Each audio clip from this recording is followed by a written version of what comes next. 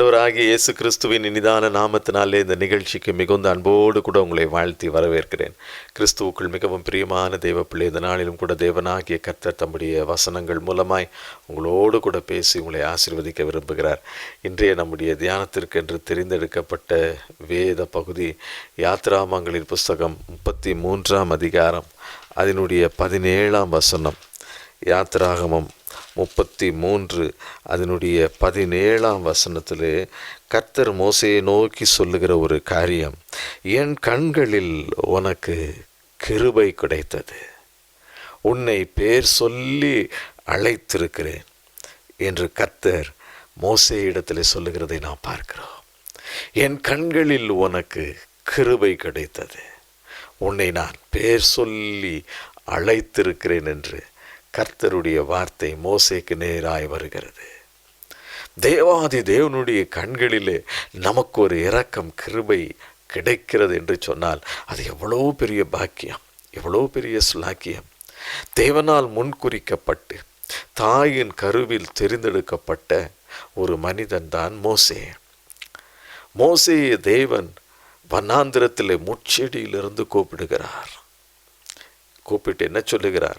என் ஜனத்தின் சிறுமையை நான் பார்க்கிறேன், அவர்களுடைய கண்ணீரை பார்க்கிறேன், அவர்களுடைய கூக்குரலை நான் கேட்கிறேன், அவருடைய வேதனையை நான் அறிந்திருக்கிறேன் என்று சொல்லி மோசேயை ஆண்டவர் தெரிந்தெடுக்கிறார். எதற்காக? தன்னுடைய ஜனங்களை அடிமைத்தனத்தில் இருந்து மீட்டெடுத்து பாலும் தேனும் ஓருகிற ஒரு இடத்திற்கு அழைத்து செல்வதற்காக.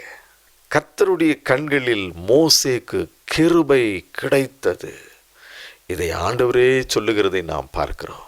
இன்றைக்கும் ஆண்டவருடைய கண்கள் எப்படிப்பட்டவைகள் என்று சொல்லி நாம் பார்க்கும் பொழுது சங்கீதங்களின் புஸ்தகம் 11ஆம் அதிகாரம் 4ஆம் வசனத்தில் சங்கீதக்காரர் சொல்லுகிறார், அவருடைய கண்கள் மனுபுத்திரரை பார்த்து கொண்டிருக்கிறது, பார்க்கிறது. அவருடைய இமைகள் அவர்களை சோதித்து அறிகிறதா இருக்கிறது. சர்வ வல்லமையுள்ள தேவனாகிய கர்த்தருடைய கண்கள் என்ன செய்கிறதா? மனுபுத்திரராகிய நம்மை நோக்கி பார்க்கிறது. அவருடைய இமைகள்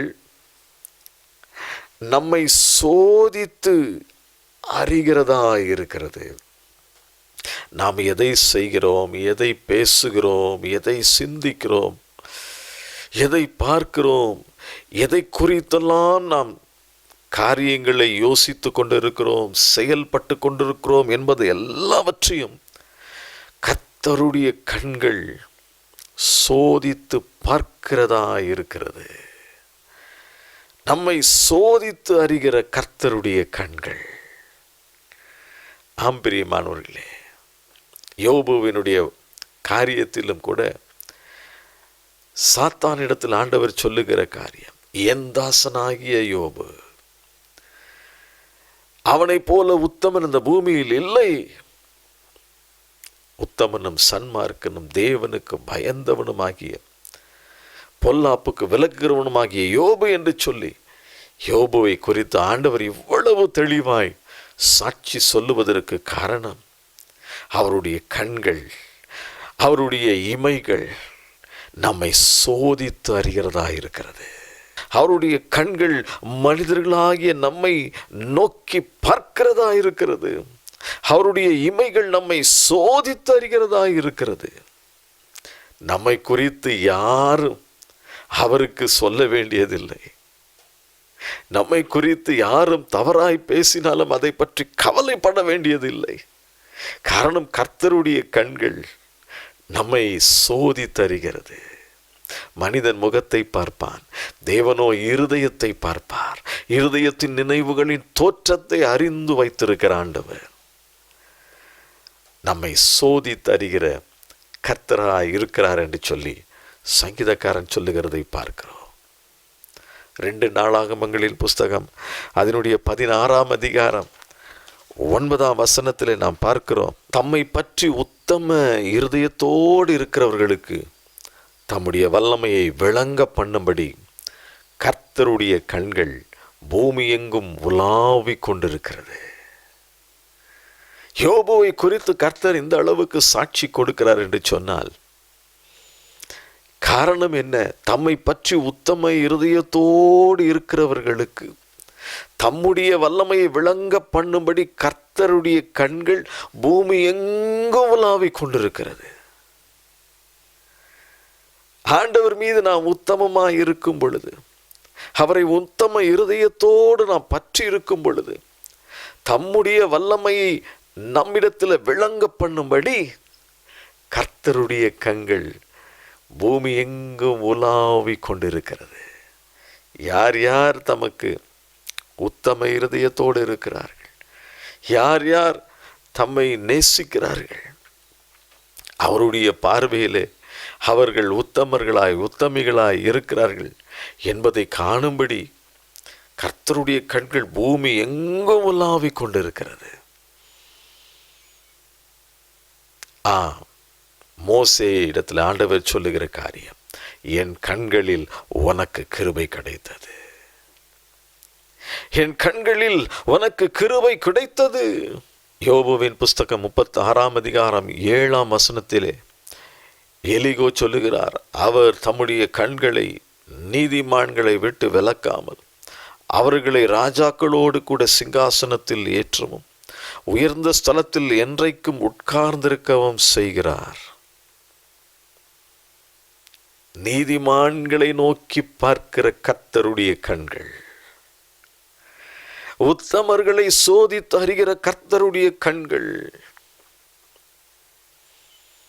இன்றைக்கு நம்முடைய வாழ்க்கை கர்த்தருக்கு முன்பதாய் உத்தமர்களாய் உத்தமிகளாய் நீதிமான்களாய் பரிசுத்தவான்களாய் நாம் அவருடைய பார்வைக்கு காணப்படுவோம் என்று சொன்னால் நம்மை உயர்த்தி ஆசீர்வதிக்கிற தேவனாயிருக்கிறார். தம்முடைய வல்லமையை நம் பேரில் விளங்க பண்ணுகிற கர்த்தராயிருக்கிறார்.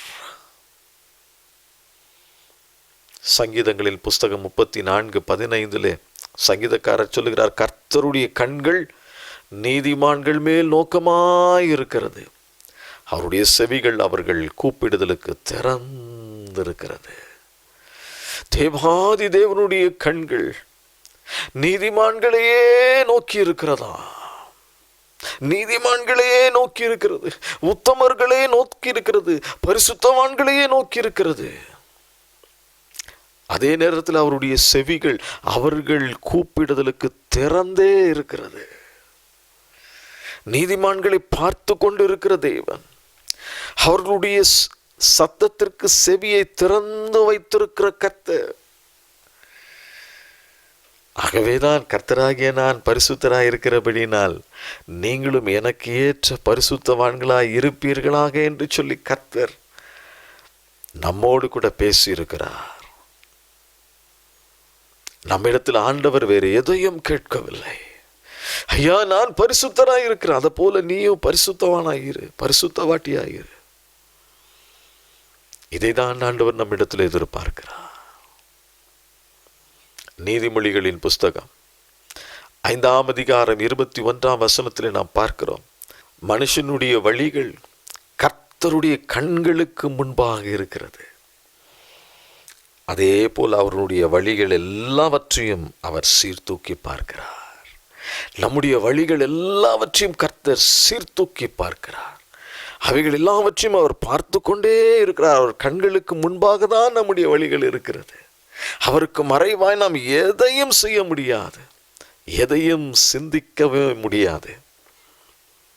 எல்லாவற்றையும் சீர்தூக்கி பார்க்கிற தேவனாய் அவர் இருக்கிறார். ஆகவேதான் ஆதியாகமங்களில் புஸ்தகம் 6 அதிகாரம் 8 நாம் பார்க்கிறோம், நோவாவுக்கோ கர்த்தருடைய கண்களில் கிருபை கிடைத்தது. நோவாவுக்கோ கர்த்தருடைய கண்களில் கிருபை கிடைத்தது. காரணம் என்ன தெரியுமா? நோவாவின் நாட்களில் பூமி எங்கும் பயங்கர பாவம். அந்த பாவம் தேவனுடைய சமூகத்திற்கு போய் எட்டினது என்று சொல்லி நாம் பார்க்கிறோம். அந்த அளவுக்கு பாவம். ஆனால் நாம் பார்க்கிறோம் ஆதியாகமங்களின் புஸ்தகம் 6 அதிகாரத்திலே அவ்வளவு பாவம் இருந்தாலும் அந்த பாவத்திற்கு மத்தியில் நோவா ஒரு நீதிமானாய் உத்தமனாய் வாழ்ந்திருக்கிறான். கர்த்தருக்கு மிகவும் பிரியமானவனாய் இருந்திருக்கிறான். அதை தேவன் பார்த்திருக்கிறார். ஆகவே தேவனுடைய கண்களில் நோவாவுக்கு கிருபை கிடைத்தது. நம்முடைய வழிகளை சீர்தூக்கி பார்க்கிற ஆண்டவர், மனுபுத்திரரை நோக்கி பார்க்கிற கர்த்தர், நம்முடைய சகல காரியங்களையும் சோதித்தருகிற கர்த்தர், நம்முடைய உத்தமத்தை பார்க்கிற ஆண்டவர், நம்முடைய சகல காரியங்களையும் சீர்தூக்கி பார்க்கிற அவருடைய கண்களுக்கு முன்பதாய் நாம் உத்தமர்களாய் நீதிமான்களாய் பரிசுத்தவான்களாய் இருக்கும் பொழுது அவருடைய கண்களிலே நமக்கும் கிருபை கிடைக்குமே. நோவாவுக்கோ கர்த்தருடைய கண்களில் கிருபை கிடைத்தது. அதனால் நோவாவும் அவனுடைய குடும்பத்தினரும் அன்றைக்கு காப்பாற்றப்பட்டார்கள். தேவனுடைய கோபாக்கினையிலிருந்து காப்பாற்றப்பட்டார்கள். அதே ஆதியாகமங்களின் புஸ்தகம் 19ஆம் அதிகாரத்திலே லோத்து என்ற ஒரு மனிதனை குறித்து பார்க்கிறோம். அந்த பட்டணத்திலே பயங்கர பாவம், அது தேவனுடைய சமூகத்திலே எட்டுபடியாக இருந்தது. தேவனுடைய நியாய தீர்ப்பு வெளிப்பட ஆரம்பித்தது. ஆனால் அதற்கு மத்தியிலே லோத்து உத்தமனாய் நீதிமானாய் இருந்தான். ஆகவே லோத்துவையும் அவனுடைய குடும்பத்தையும் தேவன் கண்ணோக்கி பார்த்திருந்தார். அவர்களுடைய பரிசுத்தமான வாழ்க்கை, நீதிமானாய் இருந்தான். அவ்வளவு பாவம் நிறைந்த இடத்திலே அவன் உத்தமனாய் இருந்தான், சன்மார்க்கனாய் இருந்தான். ஆகவே லோத்துவையும் அவன் குடும்பத்தையும் கர்த்தர் கிருபையாய் காப்பாற்றினார். தேவனுடைய கண்களிலே லோத்துவுக்கு அன்றைக்கு கிருபை கிடைத்தது. இன்றைக்கும் கர்த்தருடைய கண்களிலே நமக்கு இரக்கம், ஒரு கிருபை, அது நமக்கு கிடைக்கும் வேண்டும் என்று சொன்னால் நம்முடைய வாழ்க்கையும் அவருடைய பார்வைக்கு உத்தமர்களாய் சன்மார்களாய் தேவனுக்கு பயந்து பொல்லாப்புக்கு விலகுகிறவர்களாய் நாம் இருக்கும்படி அழைக்கப்படுகிறோம். அப்பொழுது கர்த்தருடைய கண்களில் நமக்கும் கிருபை கிடைக்கும்.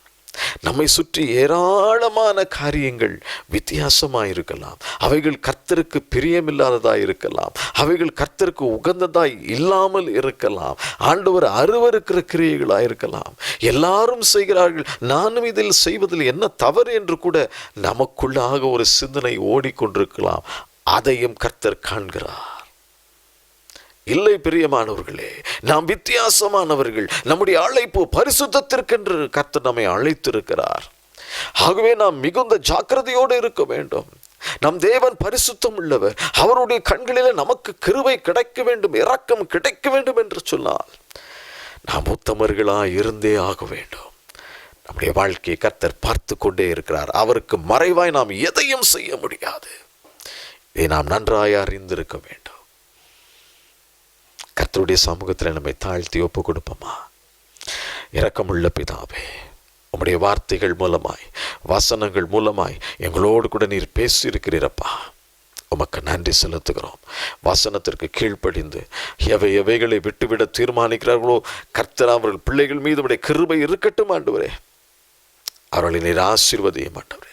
உடைய கிருபைகளால் மூடி மறைத்து கொள்ளுங்கப்பா ஆண்டவரே. உம்முடைய கண்களிலே கிருபை கிடைக்கத்தக்கதான அளவுக்கு ஆண்டவரே தேவனுடைய பார்வையிலே உத்தமர்களாய் உத்தமிகளாய் ஆண்டவரே உமக்கு மிகவும் பிரியமானவர்களாய் நீதிமான்களாய் காணப்பட எங்கள் ஒவ்வொருவருக்கும் கிருபை பாராட்டும். இயேசுவின் நாமத்தில் கேட்கிறோம் பிதாவே, ஆமென். கர்த்தர் தாமே உங்களை ஆசீர்வதிப்பாராக. ஆமென்.